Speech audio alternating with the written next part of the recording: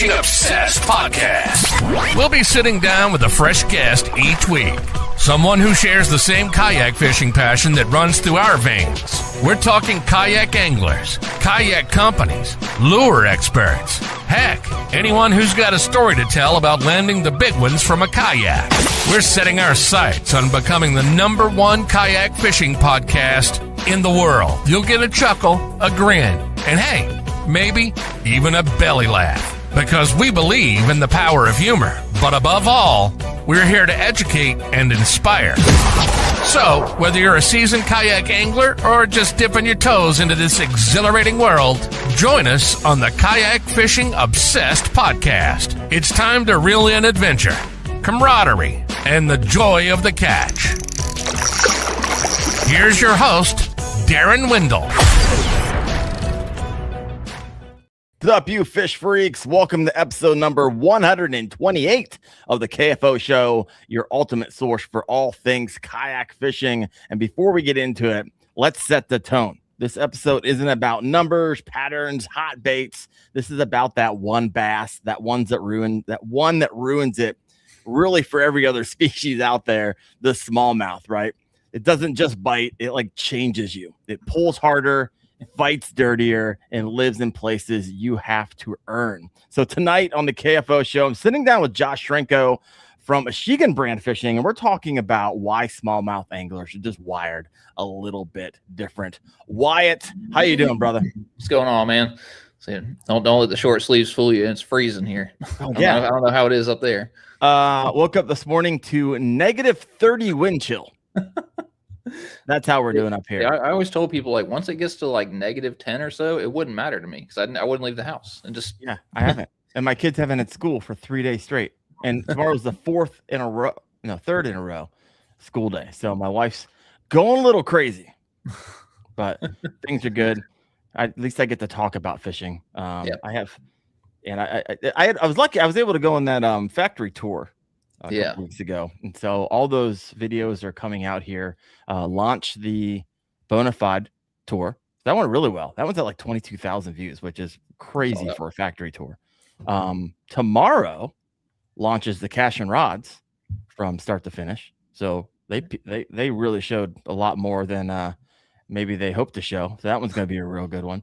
I'm editing the one from Humminbird, and I just finished up and sent over to Yak Attack theirs. So always got to send it over to him. Like, did I pick anything up in this video that might be proprietary that you don't want people knowing about? But it's going to be some bangers coming out from Wendell Fishing here a little bit. But you picking them up down there? You fishing any? Yep. So I'm going out tomorrow. So it was. I don't think it got above freezing until like 3 or 4 o'clock today. So I was in 20 mile an hour wind. So I kind of called it on today. But tomorrow I'll be out there. All right, I like it. Well, I'm excited tonight. We've got Josh in the green room over here. But before we get started, of course, we have to thank the sponsor of the show, which I now just realized I don't have that up in the corner like I usually do. I was using this for shooting another video for K-Fast, and I took that down for a second. But the lure of the week coming out of that one is going to be this guy right here. This is going to be the Blitz Blade bait.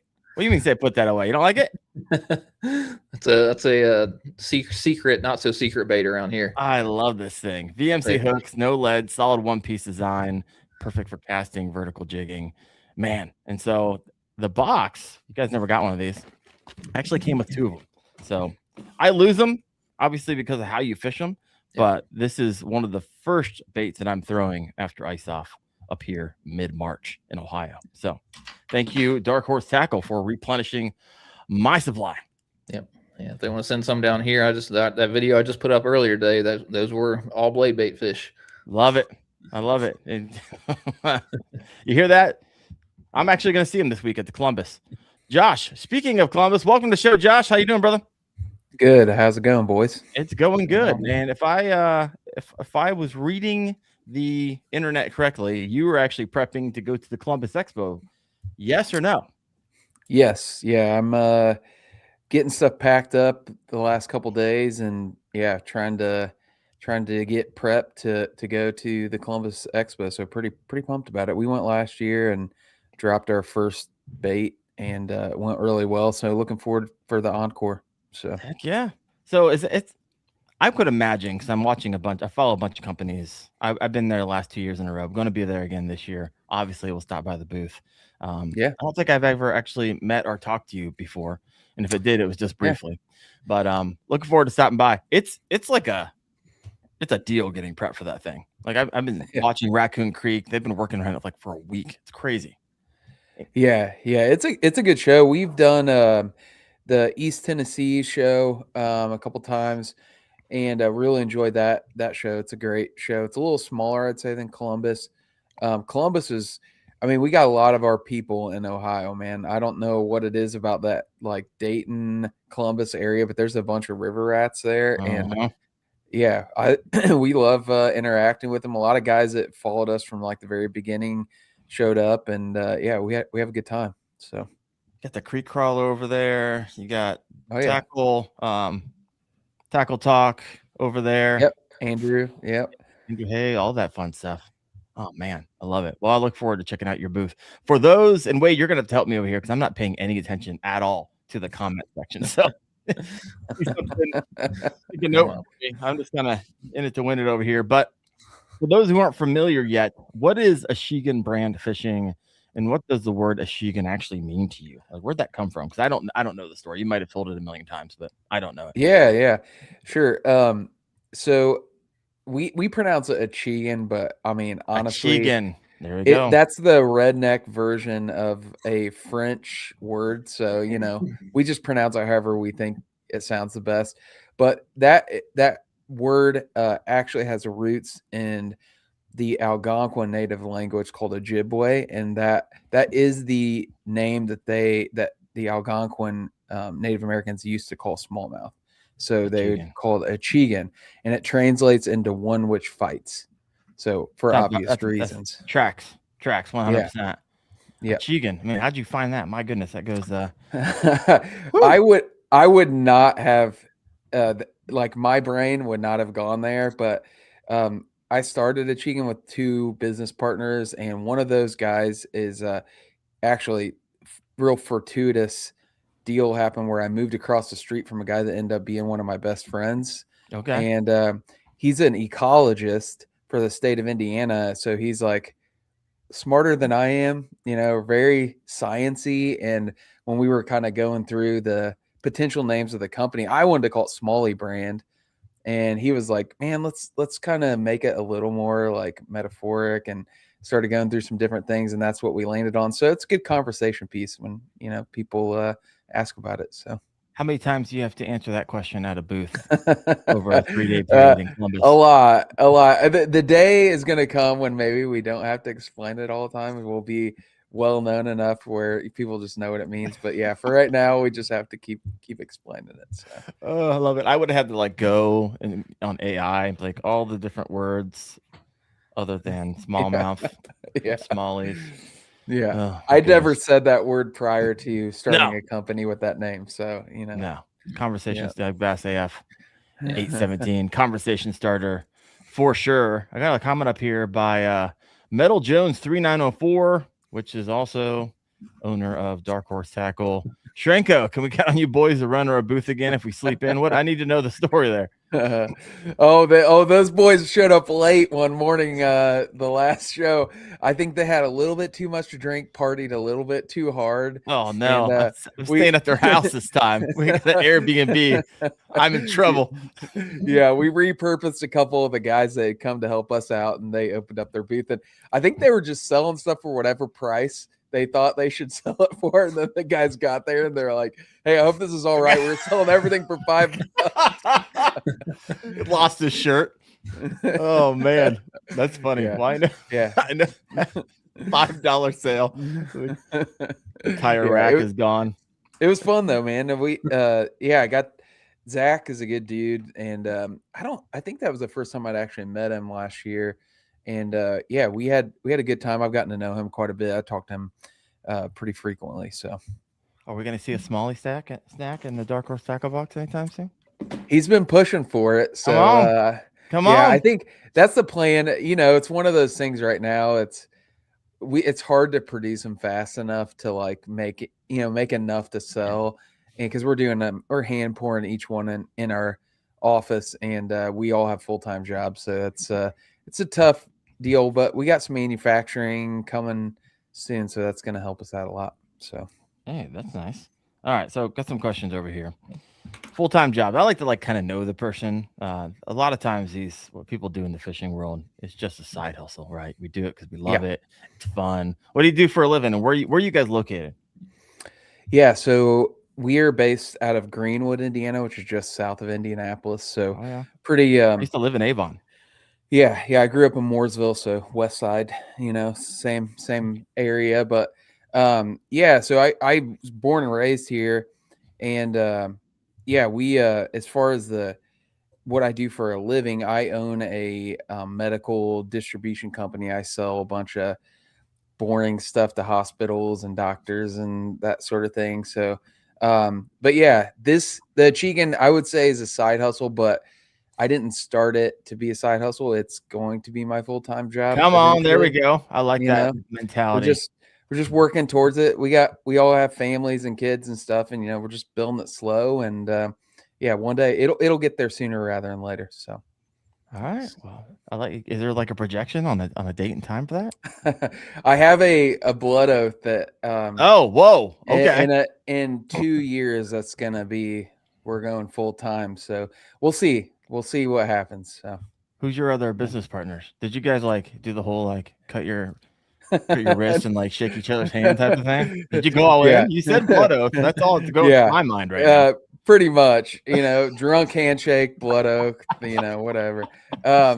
But yeah, so I have I was describing my neighbor. His name's Andrew.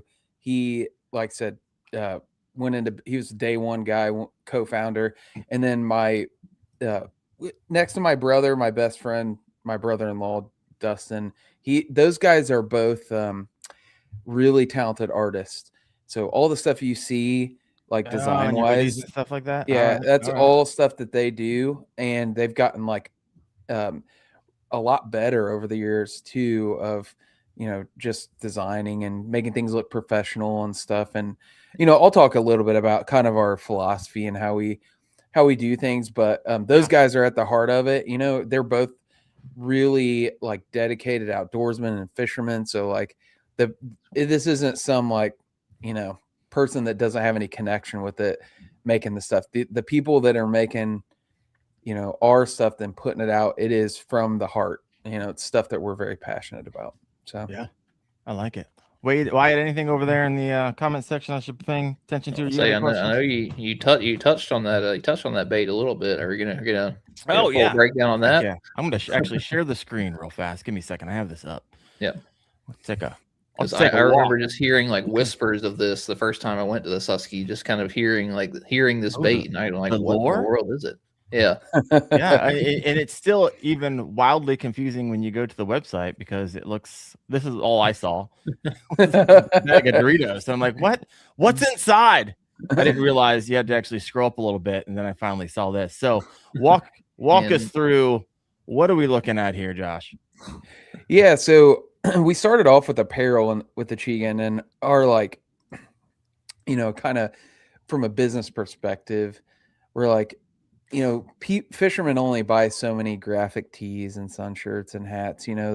That's a obviously people enjoy that stuff, but fishermen spend their money on tackle, boats, gear. That's where the majority of the budget goes. So I kind of knew all along apparel was just kind of the start of it. Mm-hmm. And we were going to dip our toes into something else that is in that more technical fishing stuff. And really for me, and you guys are probably the same way, I'm out there. I mean, I'm a fish head, dude. That's what I do. I fish as much as I humanly possibly can. And for me, when I'm out there, I think of things and I'm like, oh, it'd be cool if you could make this. It's like a cross between this bait and that bait, or some guys tackle craft. I've never been a huge tackle crafter, but I was kind of thinking about hey, I'm a big fluke guy. I throw flukes a lot. That's just one of my go-to presentations, and I throw it on a nose hook rig. If you guys have ever used a fluke like that, where you just basically hook it in the front part of the nose with I use a wacky style finesse hook on them, and the movement is superior to like a Texas rig, specifically because the hinge points at the front, and it really gives it a real erratic movement. And flukes have always been a big producers for me, but I'm like, one, I go through a pack pretty much, every time I go out. Like I'm like cycling through those things. I've launched so many flukes into the woods. It's like, crazy. And the other thing is like, I like throwing big baits. I kind of got used to, one of my favorite smallmouth baits is a mag draft. Like I throw 6-inch mag drafts all the time for them. They produce big fish. So I'm like, what if I could make a cross between a fluke and like a mag draft? Mm-hmm. And so we started doing some experimenting and got in touch with some people that did 3D design, started getting some prototypes, and basically made a humongous fluke. It's as big of a mag draft, and it's, the design of a fluke, but it's made of silicone, which is, I would say silicone's more durable than like even like Elastec. Like it's pretty freaking durable. There's not a lot of silicone baits out there, like there's a handful. I think why is that? Buca Burrito. Buca Burrito is one. I have the Nacho right here. Yeah. But why is that? Well, any thoughts? Yeah, because the softness that it takes to make a bait, there is no like established mass manufacturing for silicone with that softness. That softness is, it's like, I mean, I have one right here. I have one just so you guys could see how stretchy that is. And it's really soft. That type of silicone is called platinum cure silicone, and it's a 2-part mixture.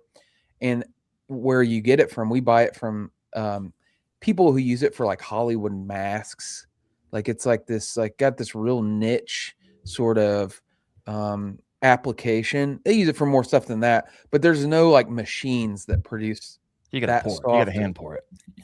Yeah, so we kind of cornered ourselves. Right. Because we're like, hard to scale, man. We can't. Yeah, we're having a hard time. I had someone overseas that had said they could do it, and we gave a deposit and everything, and then they backed out the last minute. We're kind of not back at square one, but we're working with a different company here domestically. They're actually in Indiana, and they say they can do it. So we're gonna keep plugging away until we find someone. But yeah, it's a big silicone fluke. That's the best way to kind of describe it. So that's it. And how'd you are there other companies out there that use this platinum? What do you call it? Platinum cure? Yeah, platinum cure silicone. I think the Buca is like Buca's the burrito's not mass manufactured. Like I've talked with Mike about it, and they're one at a time. They spray, like they paint them. We dye our silicone. So like all that stuff you see is like the color of the actual silicone. So that one up at the top, that rainbow trout one, so that is like a 3-layer pour. It's actually more than that, but you can see like we pour the white, we let it cure. We pour the red, we let it cure. We pour the green, we let it cure. So it's like actually dyed all the way through. Like how long does it take you to make one of these things? Just one right there. The mold. So like a single layer one, the stuff we have cures in about 2 hours.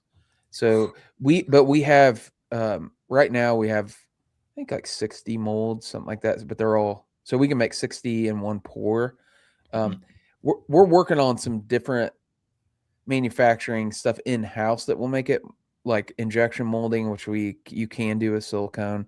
That'll help us. Our big thing is now each mold you have to unbolt and like take it out. It's just like very labor intensive. So we have some high school kids doing some of that. That sounds terrible, to be honest with you. Yeah, I mean, and that's one reason why they're kind of special right now is because there's a lot of love that goes into them. They're like the antithesis of the Walmart bait. This is like you can see some little imperfections in them sometimes and stuff like that, and the colors aren't going to be exactly the same every time because we hand mix everything. So sometimes you might get one that you're like, ooh, this works really well, and you may never get it again, because it's just we'll never one of one. I use a ton of them myself. dedicated myself to using that this past year and a half to like really see what kind of bait it was, and it freaking catches them, dude. I caught a ton of big smallmouth on them. So. Can survive 20 plus beatdowns. Wow, you can rip through. Oh yeah, and hold probably that more long. like 30 or 40 of them. Yeah, I mean, we were being there's a piece of mesh on the nose hook one. There's a piece of mesh on the nose. Okay, it helps. So when you hook through it, because the biggest thing isn't tearing it, it's the hole where the hook goes through will get big enough to where when you launch it flops out. So that mesh will catch the barb, so it like won't let it do that essentially, and that's how it ends up lasting really long. But then we have a belly slot one too that you can put like a swim bait hook in as well. So is that what it says there? Yeah, we use a 6/0 hook, and I like the BKK one. I can't remember what the what the name of it is, but the screw locks are kind of hard for silicone because it's so stretchy.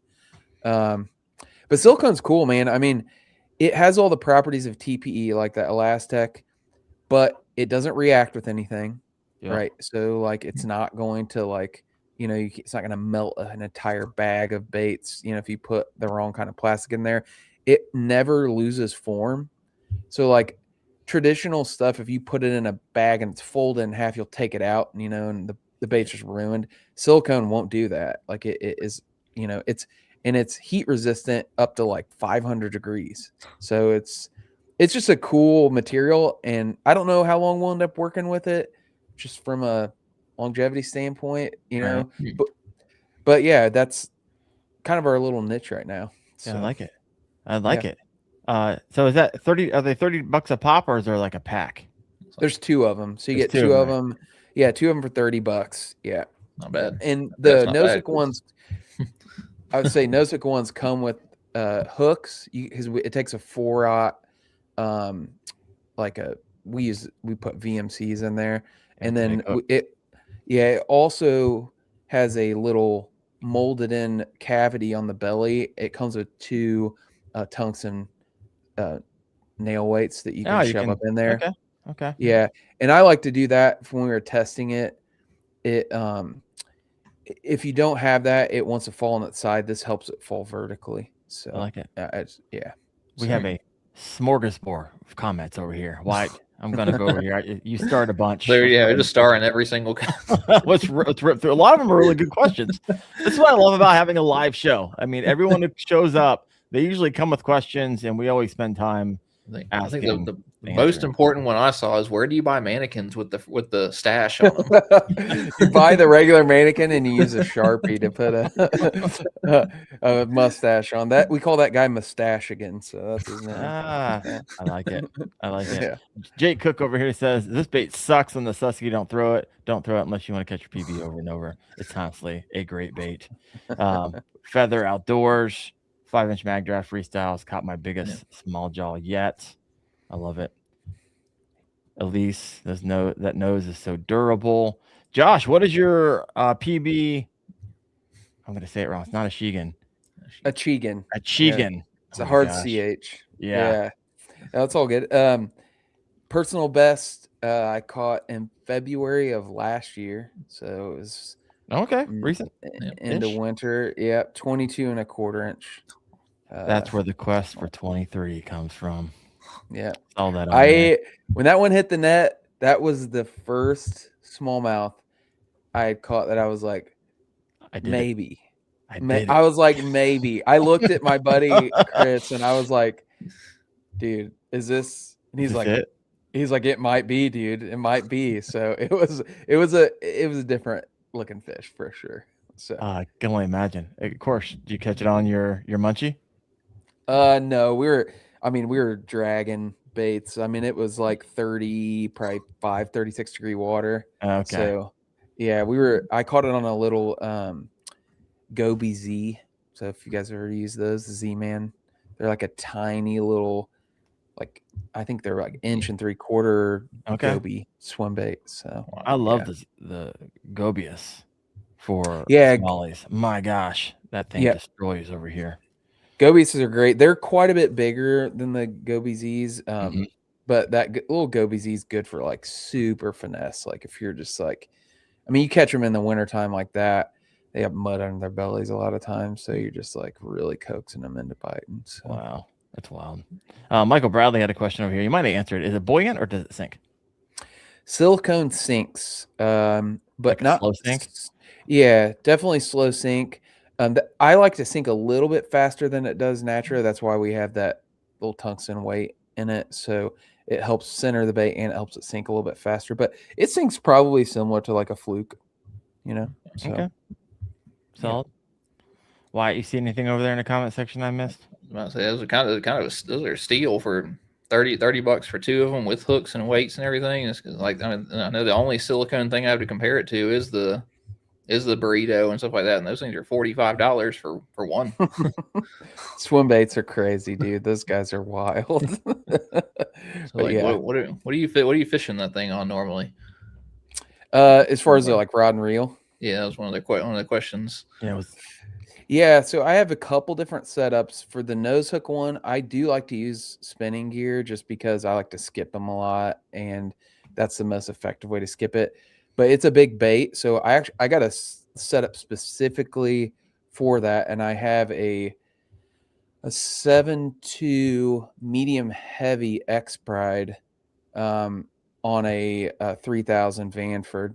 So that's like it's like my power spinning setup. So yeah, I throw it on that, and then I'll throw it in like a medium heavy 7-foot casting, just medium on the belly slot one. So it's nothing crazy, just kind of a general purpose thing. So yeah. What's your most, like, what's the color everyone keeps coming back for?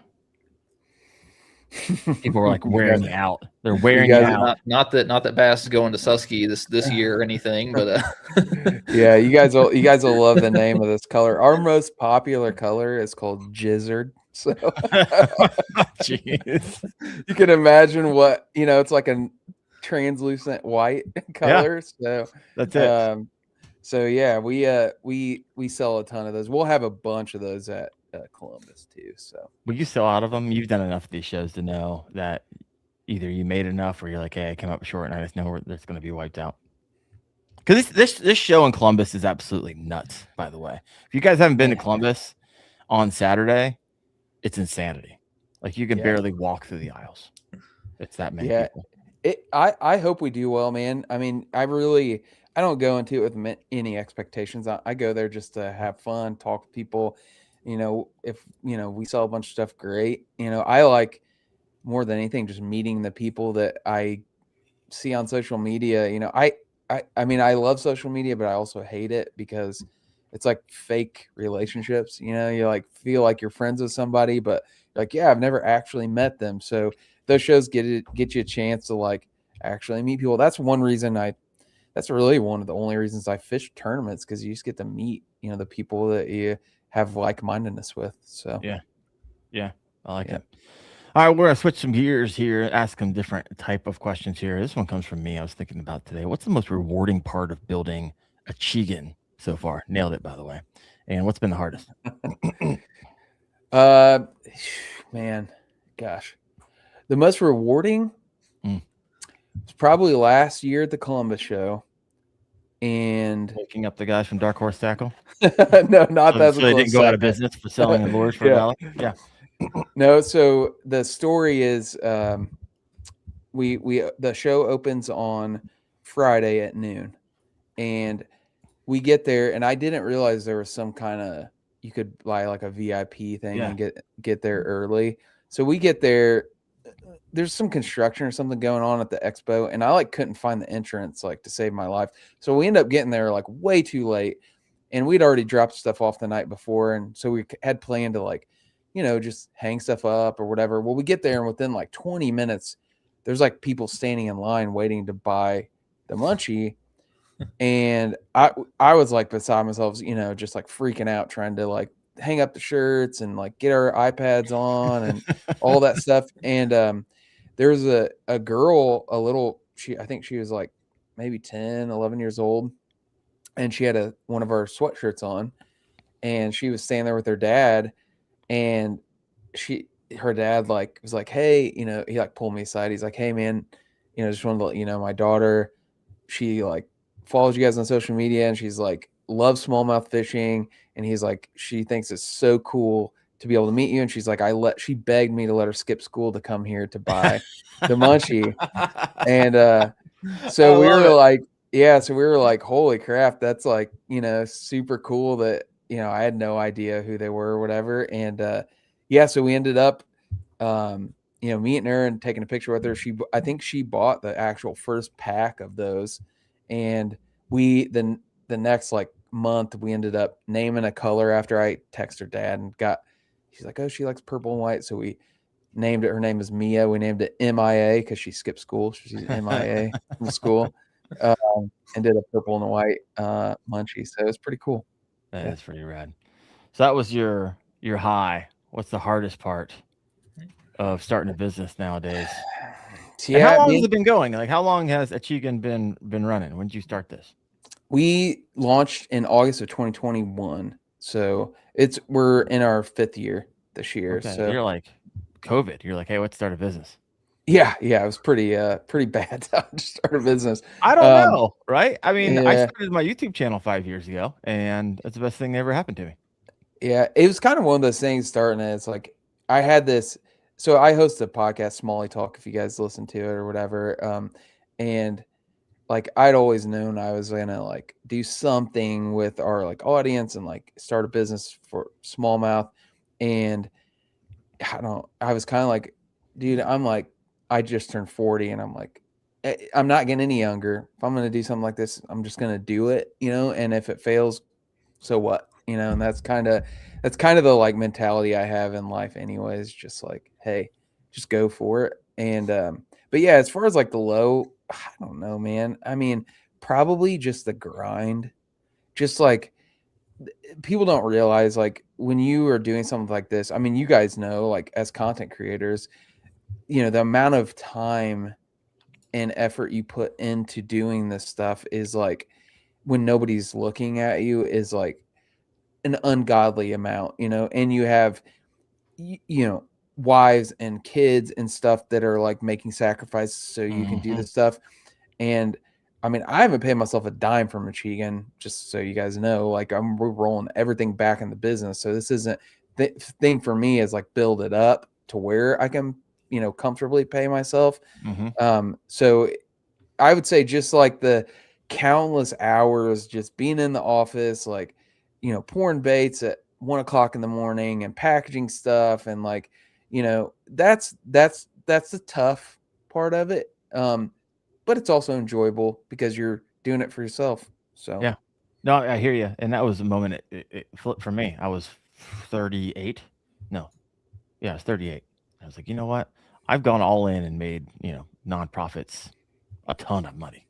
I was like, I have to at least go in all in Darren Wendell once in my life, or I'm going to regret it. I know I will. Yeah. So I was like, you know what? Put together the plan. Like then you start talking like you're talking, Josh. It's like it's going to happen. I'm planning for it. It's not if, it's just when I'm going to pull that trigger. And so it's one of those. When I hear people talking like that, I know they're going to actually do it. Not if I can, build up a nest egg, or if I can do this, or if they're like, yeah, it's going to happen. It's going to happen in 2 years. Sometimes sooner, sometimes later. But I can tell. I've been talking, had a lot of these conversations over the years. So congratulations on your future success there. When someone, and this kind of goes back to your philosophy question that you kind of talked about with your team. But when someone wears Achigan like gear, what do you hope it says about them as an angler? Dude, I mean, honestly, I just hope that, they think it's cool. So I, hope that they wear it with pride. But I think the people that wear Achigan at this point, because we don't do any advertising and the people that hear about us is all through word of mouth, I think they love smallmouth fishing. And like that, it's kind of like that badge of honor. You like see somebody with one of those, you're like, hey, yeah, you're a smallmouth guy. That's which is the same difference when the kayak community is, which I'm obviously into kayak fishing as well. And like, that is like when you see somebody with a KBF stickers, Yep. you know, or a Hobie on the top of their truck or something, you know, you're just like, hey, you know, and because you don't see it every day. This isn't something you like see every day. So when you see it, it's cool. It's like, hey, that's one of my people. So Yep. No, I like it. I like it a lot. Do you think smallmouth anglers tend to be wired a little bit differently than largemouth anglers? Because like a lot of times finding a smallmouth, like I said it in the monologue, I feel like you have to earn it a little bit more, right? It's a little extra work a lot of times to get on the smallmouth bite. You got to go to the river. You got to plan. You got to do the float. You got to find another person, or you got to motor up. And it just takes. I feel like versus just going to the lake, dropping your kayak in, you can cast within seconds. So yeah, I mean, I grew up largemouth fishing, so like I have an appreciation for. I mean, all this stuff when I joke about throwing largemouth up on the bank and stuff. Obviously, that's like tongue in cheek. I don't actually think that, but you know, I love fishing in general. I mean, honestly, I mean, I'll catch a bluegill. Like I just like the one being out there, and two, I just like fishing, you know, whatever. But smallmouth are for me are like this.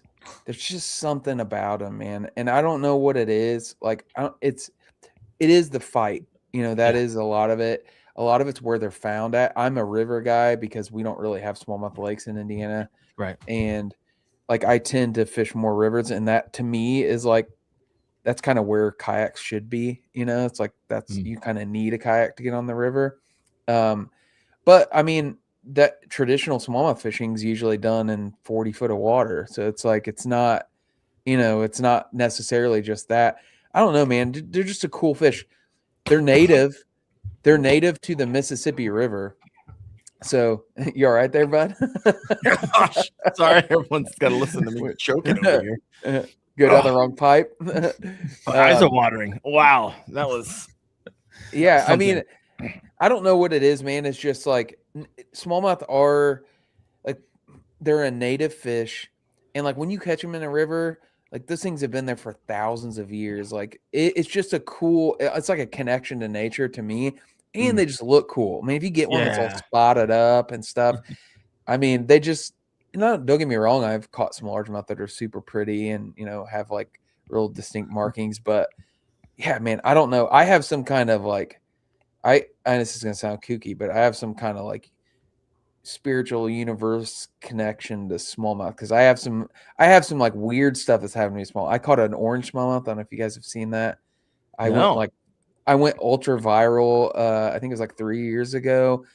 I caught like Titan Gold largemouth, right? It looked like goldfish. It was a xanthistic smallmouth, and it looked like a goldfish on this podcast. Yeah. No big words. It had down for us. It's a 1 in a million smallmouth. So wow. I mean, it's a 1 in a million smallmouth that I caught, and yeah, it was crazy looking. I don't know, man. I just fell in love with smallmouth like as an like really young adult, and I've been obsessed with it ever since. And yeah, man, there's something about them. I don't know. So fun fact, fun story. I actually know where there's a golden bass. Like I saw it, and it's in a small pond in an area. Actually, a lot of people fish, but I saw the stupid thing, and it wouldn't bite. And I tried. Hard to miss. Yeah, right. It's like, oh my gosh, he came up and he went right back down. You got to be kidding me! It's not that big a pond. If I could catch that thing, that would be, like you said, once in a lifetime. Probably won't do it again. We have 60 live. If you have not yet done so, please hit that like button. Of course, we are streaming on Facebook and 6 different YouTube channels and Instagram and all over the place. So I maxed out the amount of places I actually can send this thing. So if you got a question for Josh, or got a question for Wyatt, go ahead and throw that in the comment section. We can chat who over here. Said Darren saw a koi and thinks it was a golden bass.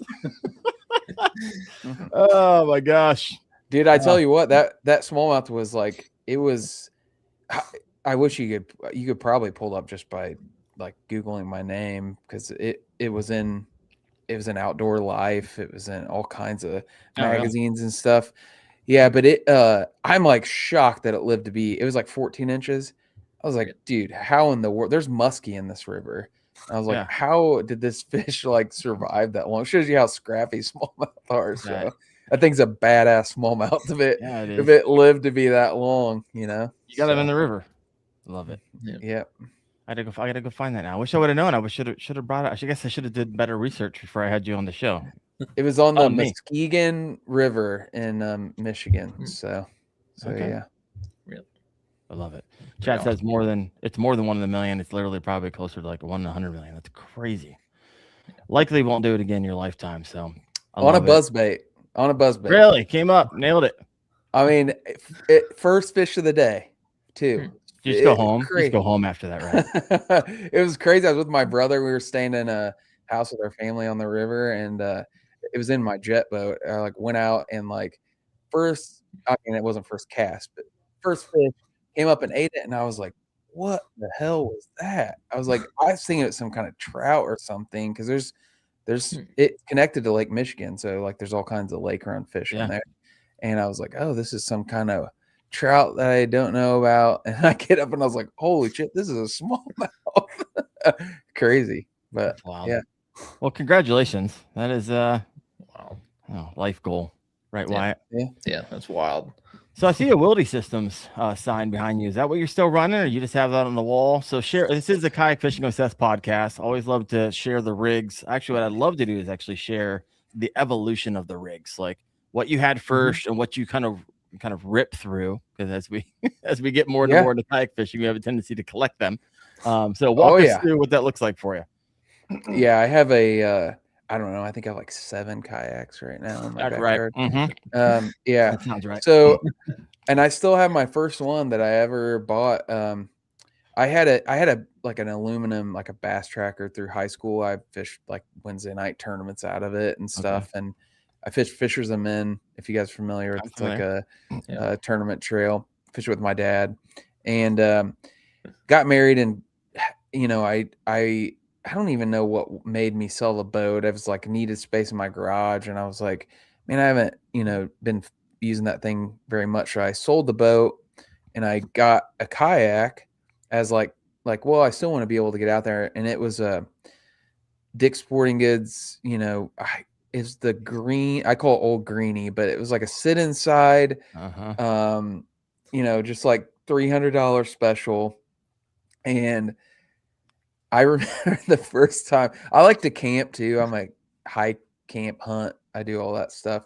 And me and my brother-in-law, the guy that started cheating with me, we did a 40-mile trip, 3-day, 40-mile trip in those that things. Is some long days, brother.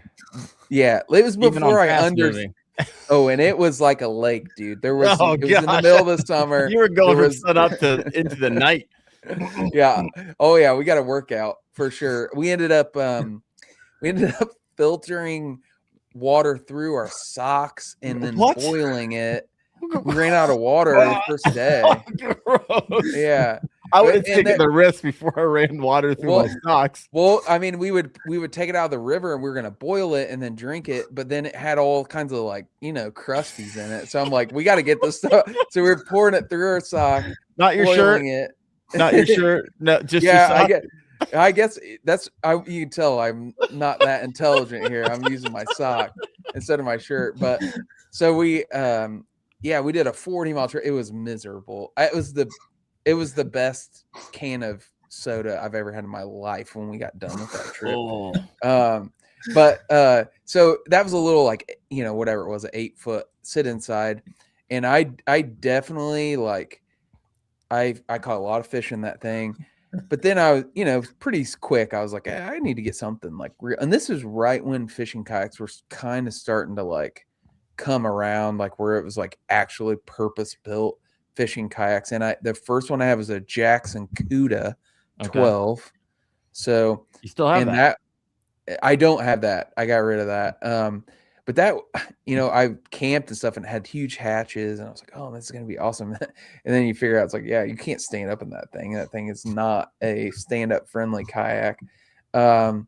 So I think I went from that to the Wilderness Systems Ride 115, which I still have that. I love that kayak. It's a sick kayak. and I had that. I had a feel free for a while. Like I can't remember what the model it is. It had the seat that ratcheted up and down. It was a cool kayak. And then I got on the Wilderness Systems team. So I was on that team I think I'm still like an ambassador or something, but I was like, yeah, no joke. Yeah, but that was back when they give you like a free boat every year, and then you get like 3 other ones at cost and sell them. Like it was a pretty good deal. Yeah, and that sounds a good deal. Yeah, so I cycled through a bunch. I still have the TAC 120. I liked that boat. It was a nice boat. Yeah. I didn't really get into the motorized thing because I fish rivers and I didn't really see a lot of. And back then, Torpedoes were what, $3-4 grand, and lithiums were really expensive, and Sure. So I ended up getting into inflatables because I'm buddies with Jeff Little. Yep. And Jeff's like, he's all about those Mr. Inflatable, man. Yeah. You don't even fish anything other inflatables now. I tell you what, dude, I got that Hobie iTrek. Dude, I've caught. Is that the new one they came out with? I've had this one for years now. Okay, never mind. It was the one that came out before the one that they have now. Yeah. Well, they had an original one that was different, and then I got the one that was like teal and neon yellow and gray. That one, dude, I have probably 30 patches on it. Like I've beat the absolute crap out of that thing. 30?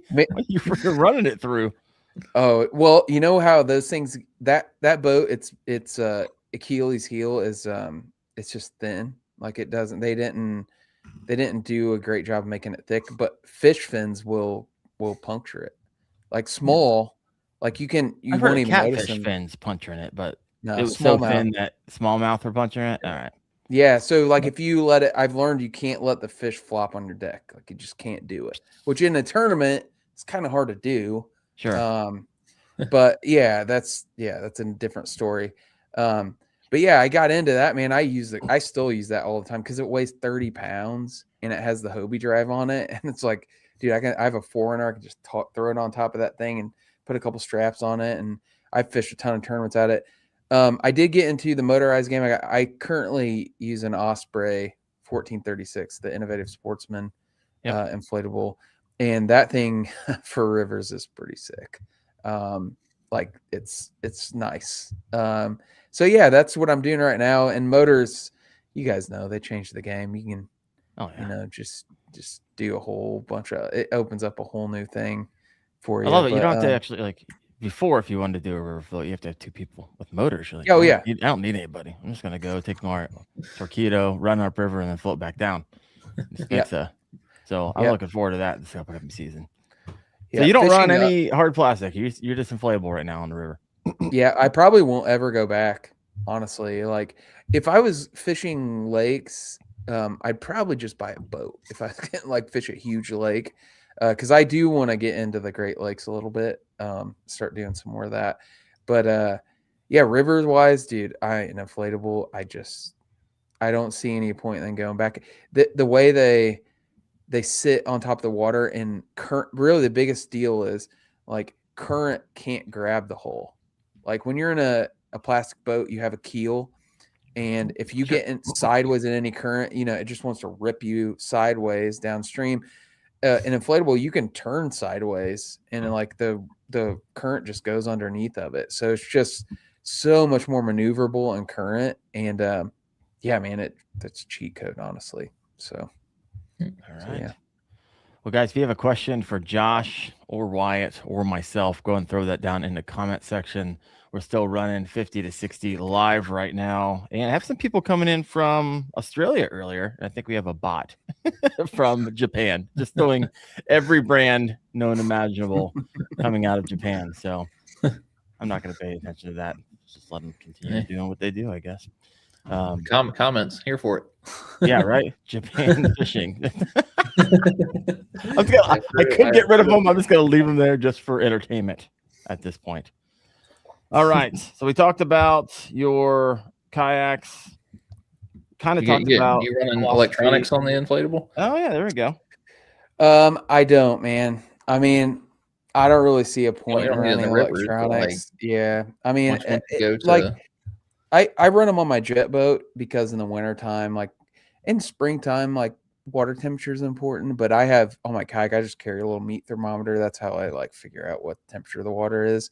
I use side scan some on my jet, but it's not like, I don't know. Like when I'm winter fishing, it does help some. But like the problem with the rivers I fish, there's so much gravel on the bottom. It's really hard to tell like what's a fish and what's a rock down there. And I feel like live scope would probably do well in those scenarios, and I probably will start dabbling in that.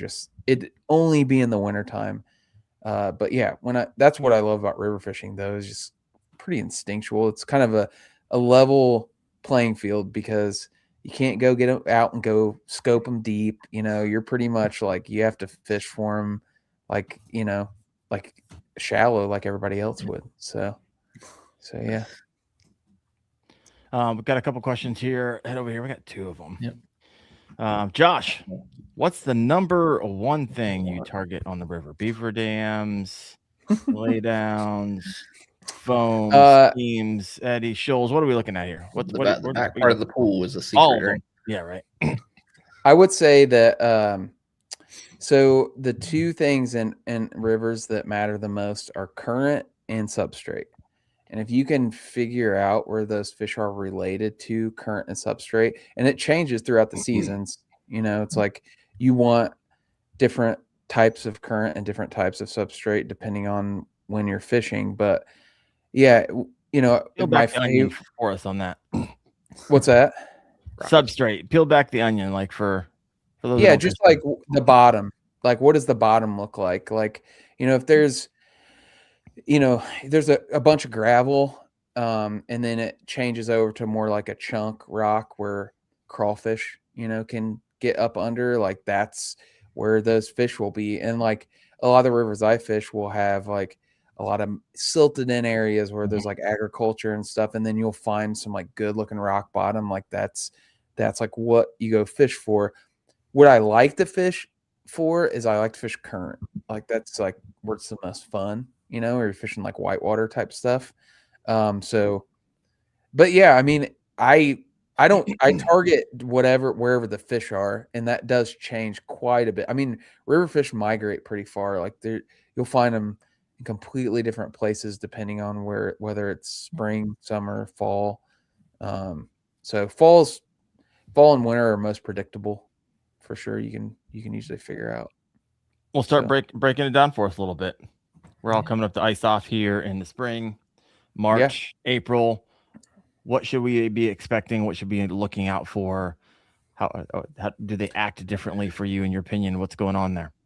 Yeah, springtime is pre-spawn's my favorite, like just because you're coming out of this freaking weather that we got right now, and it's like seasonal depression, and you just want to catch a fish. And but I mean, those fish, you kind of look at it, it's the opposite of fall. So fall, they're feeding up because they're getting ready to winter up, and they're getting ready to, basically hunker down for the whole season. So they have to get fat to survive the winter. Spring, they're coming out of that. They're depleted because they haven't, used a lot of their, they've used a lot of their reserves up, and they got to spawn. So that's a really like labor intensive, energy intensive thing for them. So that's when, they start feeding up in the pre-spawn. That's what they're doing. And as far as like where you find them, I mean, they're in winter holes right now, which is, the way to describe a winter hole in a river is just like a place of refuge from current. They want to expend the least amount of energy as possible. So they're going to be in deeper, slower areas where when the river gets blown out, they have somewhere to go that's like protection. So, like right now, a lot of our rivers are low, so they kind of spread out, but they'll be like in the middle of these pools and stuff. And then whenever springtime hits, if you know where those winter spots are at, they start to move out to the outer edges of them, You know, you have like a push water, and then you have the bottom of the pool where the current starts to pick up. You can catch them on a jerk bait for, a week or two in those areas. And then they start going towards spawning areas, which that's where you can, in the spring, you can target them by in between somewhere a winter hole and a spawning area, and then also like finding like warmer water. So they're looking for a little bit warmer water, and a lot of times that's creek mouths. It's a really good place to go search for them in the spring. So if you have any tributaries that dump in, like fish the mouth of them with a jerk bait, and you can catch fish doing that. And then from there, man, they really like springtime. You can kind of catch them anywhere, but it is going to be more in that, like, you're not going to get super fast water. You're not going to find them in like the raging stuff. That's the summertime thing. But like kind of the intermediate flow and close to spawning areas. And they'll get closer and closer to the spawning areas the closer it gets to when they spawn. So, yeah. Oh, man, I like it. Wyatt, any thoughts there? I've got so little experience with these river smallmouth. Everything. We're back to back weeks spawn here. We're back to back weeks because they spawn in colder water than largemouth do, right? That's my understanding. Is that correct? Yeah. I think they, I think it depends on what part of the country you're in. Midwest, I feel like it's pretty much like it is like in the middle. Because I fish for them everywhere. Like my favorite place to fish for smallmouth is like up north, Wisconsin, Minnesota, Michigan. Like that's like smallmouth mecca to me, and they spawn later up there. Here they spawn usually like late April, early May, and that's somewhere in the like mid to high 50s. That's when you start getting that 57, 58 degree water. They'll start moving on. You'll see them move on beds. But a lot of that just depends on around here. It's like the springtime's so volatile, you'll get flooding. So you get high water scenarios that'll push them off beds, or a cold front will come through. You guys know how that goes. It'll be like 30 degrees out for like 3 or 4 days. That'll push them off beds, and then it'll warm up and they come back on. So sometime in that, that like mid to high 50s to low 60s, that's like spawn. But there's different, usually multiple waves of spawn. The big fish will spawn first. Mm-hmm. So big fish are always the ones that'll move first. So you'll, go out there and, when you think they're not on the beds, I've seen huge fish on the beds, like when they're not supposed to be there. Like, oh yeah, it's like the end of March and I'm seeing bedding activity. Well, it's that first wave of fish, and then you have a second and third waves depending on flooding and stuff. But yeah, it's a fun time. I'm not a huge bed guy. I've caught plenty of smallmouth off beds, so sure. I'm not ashamed to do it. You're just not targeting that. Yeah, it is like taking candy from a baby, and it's like at some point you're like, yeah, I feel kind of bad doing this. It's not largemouths. They're like stingy on their bed. You got to throw at them for hours sometimes before you'll get them to hit, and even sometimes they won't. On a bed, they just won't eat. Smallmouth, you put a net rig on their bed, and they'll eat it pretty fast. Like there's not much challenge to it. So I like it. Thanks to Stinky River Tom, became a member tonight of the Wendell Fishing channel. Thank you guys. Just helping the dream stay alive just a little bit longer. It does cost a bunch of money to keep these stream yards and all this stuff rocking and rolling. So thank you for your support. Stinky River Tom, interested in that, head over to, I think you can do it on YouTube. You can come, there's like 4 different members, offer a bunch of different things, early access and some stuff. So thank you, Stinky River. All right. Here's a question I have for you. I know you're friends with Jeff Little. I know Jeff's stance on a lot of safety stuff. I, myself, and Chad Hoover are getting ready, really close to launching kayak fishing advanced safety training. We're going to have a basic certification and advanced certification. And then we're going to have actually Jeff Little teaching our river safety course because he's the man. So especially when you're fishing these early, you live like same areas, right? It's freaking cold. Ice off happens for me like mid-March. And so what is going through your mind when it comes to safety? And not only that, you have, of course, you have just all the hazards that rivers bring. So for someone that's like, hey, I want to go, I'm jacked up. I heard Josh Chrenko on the KFO show. I'm going to get out there in the cold. I'm going to catch him in those, those 50, 60 degree waters. What would you advise somebody in that moment? Yeah. Or close calls you've had, or close calls also, like what stories you have of other people. Just help break that down for somebody who's excited about this.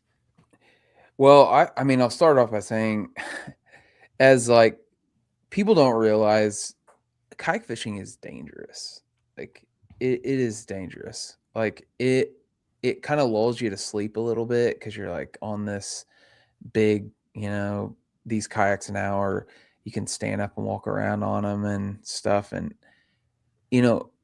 it takes one mistake and it can end your life. Like it really can. And even if you're doing some things right, wearing a PFD, all that stuff, nature's unforgiving. You can get swept. I mean, I've been out of the river thousands and thousands of times, and man, you can find yourself real quick having a lot of respect for moving water and the obstacles in the river, and find yourself out of control fast. Mm-hmm. And if you're inexperienced, I would suggest not going out until the water's a little bit warmer, because you're just adding another element of danger by going when it's really cold. And if you do go when it's cold, you probably should have a dry suit on. Obviously it goes without saying, don't ever go out without your PFD, but I think that's pretty ubiquitous among anglers nowadays, besides, some guys that, You'd be surprised. Every time I post something on it, my gosh, you got 10% of people like, don't tell me how to freedom. Yeah. Well, I feel like the kayak community is ubiquitous on it. The guys I think that speak up that are like I don't know that they're the guys out there fishing kayak terms. I think those are mainly like, fishermen, but guys that, Traditionally are bank fishing or boat fishing, and they don't feel the need to wear them. But, staying safe is, I mean, I have countless situations. I've know people that have died on the river. Like it all it takes is one strainer, to get you tied up in, and you're a goner. So you have to have your head on the swivel. You have to really be paying attention to what you're doing. If you have a cold water immersion event, like, you have minutes before you can start to have signs of hypothermia. And that's like really, really important that I mean, for me, I don't have a dry suit. I have like a dry top and waders, and I try to practice safety with that. I also don't got my kayak a ton in the wintertime. I typically am out my jet boat more, but it's I always have a dry bag with dry clothes, some kindling, a lighter, like a way to start a fire real quick, especially if I'm out like far away from my vehicle. Like you can get into a bad situation really fast. So practicing safety it's a thing that I think, like, when I was young, I thought I was invincible. Yeah, 100%. I'm not, nothing is gonna happen to me. But like, I've seen it happen. I've seen it take a turn. I've seen friends, family. I mean, I had to rescue, me and my brother rescued a lady that was caught in a strainer from Yeah, tell us it was a couple stories. Yeah, so this one was these ladies, we're going to call them senior citizens.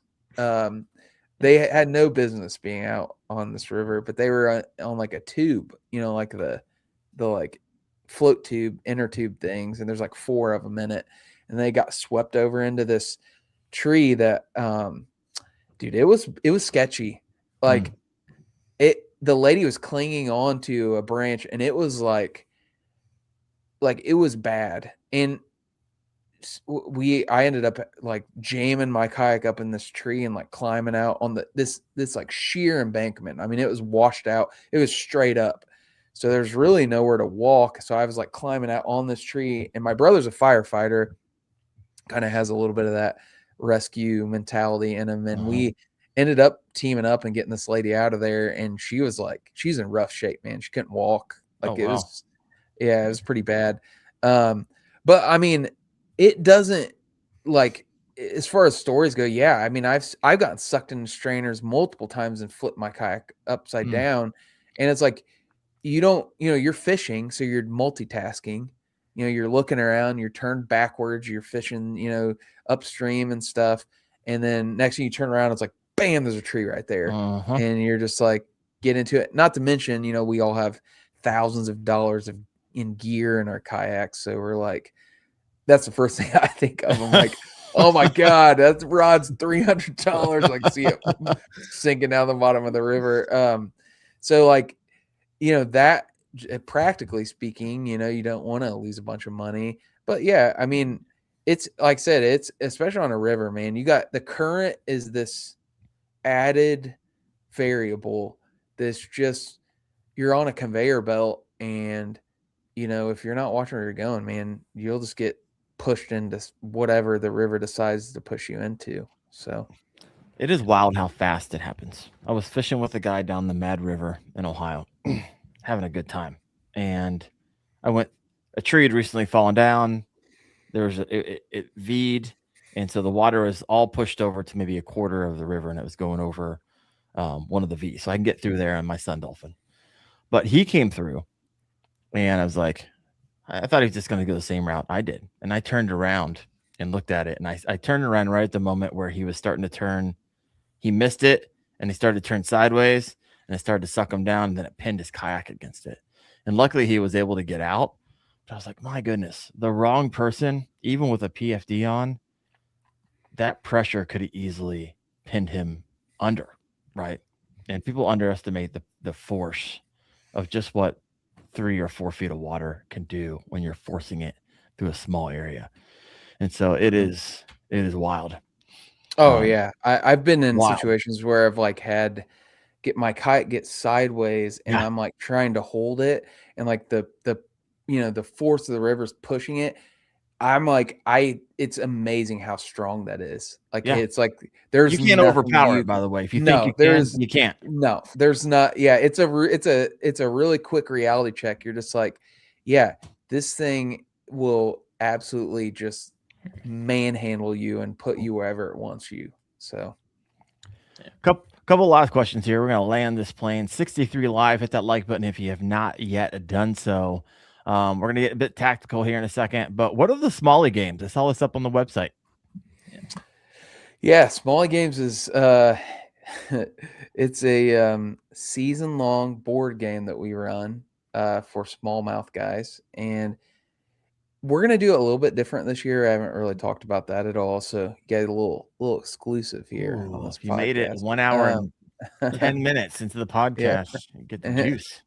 Yeah, so essentially the way we've run it historically is we ship out a game board. You like buy a starter kit, and it comes with a game board and an identifier sticker. And essentially the idea is you catch smallmouth throughout the season, and you upload pictures of those just like you would in a tournament to our website. And then you get different game pieces depending on how long the fish is. So like an 18, we would get an 18-inch game piece, and you basically try to beat the game by using those game pieces and put them on your board. And some years we do it where it's like fill in spaces. Other ones, it's more like a Chutes and Ladders where you have like a pack. And and then if you beat it, we make it challenging. If you beat it, you become a bronze master, and we usually will do like a custom hat with their name on it. And then we'll do, I do like a little trophy thing for them. One year I got like customized lures, like hand painted lures. So yeah, it's a fun thing that we do. It's very labor intensive. It sounds wildly labor intensive. Yeah. Get a board game. A lot of putting stickers in envelopes and mailing them out. This year we're going to do it a little bit different. It's cool. I mean, for me, I'm like, hey, I want to like, I like to fish tournaments. I fish, 3 or 4 big tournaments every year, but I'm more of a trophy guy. That's just what I like to like I like to try to catch the big smallmouth, and that's kind of for guys who aren't necessarily tournament guys who like to, kind of keep track of their catches and have some kind of accomplishment at the end of the year. So Yeah. No, I like yeah. it. I like it. Well, one last question for you, and then we'll wrap this party up. Let's go tactical a little bit. When it comes to lures that you love throwing for smallies, obviously outside of the ones that you stay up till 1:00 in the morning, hand pouring. What are your other top 5? You're like, hey, you know what? If I'm not throwing the ones that I'm fishing, these are the ones, my usual go-tos. Sure. Well, I already talked about one. It's a mag draft. I mean, 6 and inch. I actually don't throw the actual mag draft as much anymore. I throw I actually pour my own. Actually, I have one right here. This is a AI angling. I don't know, they make a molds, and I pour this out of silicone so it lasts a there ton. You go. But it's the E6, so it's kind of there like yeah. It has a little bit different movement. It has a wider wobble to it. It does better in current. Like I really like it. So big swim bait though. I say that's kind of. I'm not a huge glide guy yet, but I am dabbling in them. But that a fluke's always up there. Nose hook fluke. I always have one tied on. I'm a big fan of like a finesse buzzbait. I throw a finesse buzzbait a lot for smallmouth. Okay. So usually like the ones I throw are I freaking love a top water bite for smallmouth. Yeah. It's insane. Okay. Yeah. So this is an 1/8 ounce. It's a baby buzzbait, so you can get them on Tackle Warehouse. And I usually put a little paddle tail on the back. They eat it like a bug, especially in clear water. They'll come up and just yep. So that's always yeah, exactly. It's not. It generally do not crush it. It's like a sip eat. And then smallmouth eat bugs way more than you would think. Like pretty fun. Always dirty water. I'm throwing, chatterbait. That's proven, small. Any favorite chatterbait? You got like the minis? Are you size down, or you just throw regular size? No, I throw usually throw a 1/2 ounce jackhammer. That's like usually what I like throwing. Yeah, I won one of Drew's his Kayak Adventure Series tournaments on chatterbaits this past summer, and like I was throwing a chatterbait until my head exploded, man, because it was like dirty water's perfect situation for it, and I was just like, they're just munching. Yeah, for sure. So we got buzzbait, fluke, mag draft, chatterbait. If I had to pick one other lure, man, I don't know. Probably just a Colorado blade spinnerbait. Like I throw that a lot. Single Colorado blade. I do throw a bigger one, like a 1/2 ounce. I don't throw small stuff very much. Like I throw, except when you catch your 22 3/4. Yeah. Well, the wintertime. Yeah, I size down the wintertime. Yeah, that's the one time that I really do size down is in the winter. But I mean, in general, I think I'm probably missing out on some of those 14 to 16 inch class fish, and that's fine by me. I'm out there for that 18 to 20 inch class fish, and throwing bigger baits. Yeah, it's usually what you'll see me. I look more like a largemouth guy out there. So yeah, I like it. Not a single thing that hits the bottom. I mean, I always have a Ned rig tied on. I just hate throwing those things, dude. Like, I mean, I hate throwing a Ned rig. It always catches fish. It's got to be a bad day for you to pull that out. I've gotten torched by buddies. I have one particular buddy. He fishes this Ned rig's very different than anything you've ever seen. I've never seen anybody fish it like this, and it only really does like this in the spring, like early spring. But he absolutely kicks my ass in the spring with this, and I refuse to do it. I'm like, dude, I'm not throwing that thing. But especially if you're sight fishing, if you end up in a situation in the summertime where it's like really clear and you'll like see smallmouth, a Ned rig, you know, and I say Ned rig, I usually throw some variation of it on that type of head. You know, that you can get them to eat with that more reliably than other things. So don't. You're not fooling anybody, Josh. We know you're creating platinum cure Ned rigs for your buddy, and you got them in. You got them in your backpack. Yeah. Everybody knows. Well, my friend, I know you gotta probably keep on packing and hand pouring some munchies for the upcoming Columbus. Look forward to meeting you down there. I can only imagine you're gonna lose your breath, lose your voice by the end of 3 days of explaining how to, one, pronounce Achigan, and two, tell that story 75,000 times over and over again. I'll be praying for you, but we'll stop by the booth. We'll do a little video action. You'll be a part of my compilation, hopefully. And cool, thank you for your time, man. Appreciate you. Yeah, thanks for having me on, guys. It was a pleasure speaking with you. And yeah, man, we'll connect. I'll buy you a beer in Columbus. So there we go. I like it. I like it a lot. So special thanks once again to the sponsor of the show, Dark Horse Tackle, which I look forward to spending a little time with this upcoming weekend as well. Wyatt, any parting words? I know this is like outside of your so far outside set. We'll bring it back to largemouth. We were like back to back. Last week we talked about it. This week we talked about it. But yeah, it'll be good. All right, folks, you guys have a fantastic week. We'll see you next Tuesday night at 8:30 p.m. Eastern on the Kayak Fishing Obsessed podcast. See you later.